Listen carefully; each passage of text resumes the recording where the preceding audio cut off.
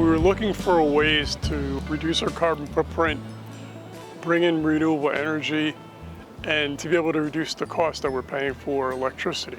We built a 1.4 megawatt solar farm years back.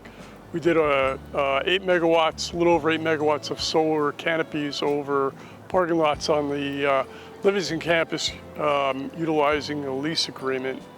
With this project, we looked at a solar PPA. So we have a developer that's coming in, building the solar. They'll own, operate, and maintain it, and we get the benefits of it through a reduced cost in our electricity, almost half the cost that we're paying for electricity now. So there's 16 locations throughout the university. It's about a little over 14 megawatts of solar that we're building out now. Construction is going on.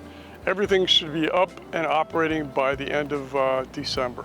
One of the things with going through the solar PPA, the developer is able to get a federal tax grant and then the solar renewable energy credits that we get. For every megawatt hour of power that we produce, there's a solar renewable energy credit that is gotten, and they're around $150 SREC right now. That'll go to the developer, which is part of the reason why we get a reduction in cost.